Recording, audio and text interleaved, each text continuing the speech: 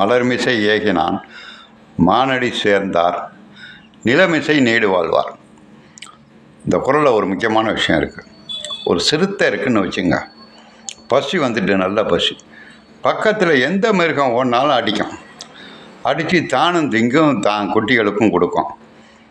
அது மிருகம் தானே வைத்த பசிக்குது. ஐந்தாம் அறிவு படுத்த உயிரினம் தான் குட்டியை பிடிச்சி அடித்து திங்க வேண்டியது தானே. திங்காது. ஏன்? தான் குட்டி மேலே அன்பு வந்து விட்டது. புரியுங்களா? ஐந்தறிவு படைத்த ஒரு மிருகத்துக்கு அன்பு வந்து விட்டால் அதை பாதுகாக்கும்.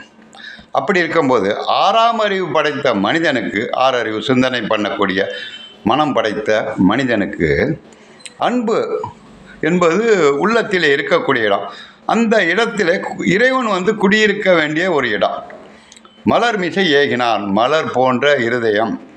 ஏன் மலர் உமைய சொன்னார் அப்படின்னு சொன்னீங்கன்னா, மலர் தாமரைப்பூவுக்கு ஒரு வாசம் உண்டு. அது ஞானிகளால் அறிய முடியும், சராசரி மனிதனுக்கு அறிய முடியாது. அந்த உள்ளத்தில் வந்து இறைவன் குடியிருக்க போகிறான். ஏகினான், மலர் மிசை ஏகினான் அப்படிம்பார். ஏகினான் என்பது இறந்த கால வினைத்தொடர்.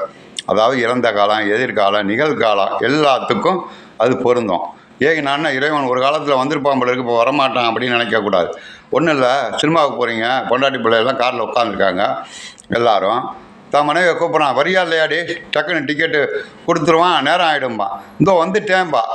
கீழே இறங்கி போயிட்டாளா, அப்போ தான் தலையை மேக்கப் பண்ணிகிட்ருப்பா. இந்த வந்துட்டேன்பா. வந்துட்டேன்னா விரைந்து சேருதலின் அப்படிம்பார் பரிமேலழகா. உடனே வந்துடுவேன் அப்படின்னு அர்த்தம். அதே போல் ஏகினான் என்பது விரைந்து சேருதலின் அப்படின்னு பரிமேலழகர் எழுதுவார். அது உடனே வந்துடுவாரான். நீ நினைத்த உருவோடு, நீ எந்த மாதிரி கடவுளை வணங்குறியோ, நான் வணங்கினது சரி, இயேசுநாதரா வணங்கினாலும் சரி, சிவபுரம் எப்படி வணங்குறியோ அதே மாதிரி உருவத்தில் கடவுள் இந்து வருவாராம். இந்த உள்ளத்தில் குடியிருப்பாராம். மலர் மிசை ஏகினான் மானடி சேர்ந்தார் நிலமிசை நீடு வாழ்வார். அடுத்து சொல்வார், ஈடு எங்கேருந்து வாழ்கிறது? பூமியில் நீடு வாழ்கன்னு வாழ்கிறான். ஒரு 1000 வருஷம் மனுஷனால் வாழ முடியுமா? முடியவே முடியாது. நீடூடி வாழ்வது இறைவனடி சேர்ந்தால் நீடூடி வாழலாம். எந்த வித துன்பமும் இல்லாமல், பிறவி இல்லாமல் வாழலாம். அதுதான் நீடூடி வாழ்வார் அப்படிம்பார். புரியுதுங்களா?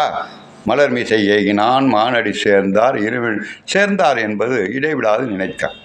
உனக்கு 1000 பிரச்சனை இருக்கலாயா, நீ கடவுள் மேலே பாரத்தை போட்டு உன் பிரச்சனை செயல்படு, கடவுள் உன்னை காப்பாற்றுவான்.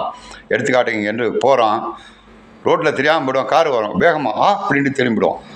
நீ இறைவனை நினச்சிக்கிட்டு அந்த சவுண்டு உன்னை பாதுகாக்கும். இதுதான் சேர்தல் என்றால் இடைவிடாது நினைத்தல். அந்த மாதிரி நினைக்கிறவனுக்கு துன்பமே வராது. எப்போதும் இறைவனடி சேர்ந்து வாழ்வான், நீடூடி இன்பமாக வாழ்வான்.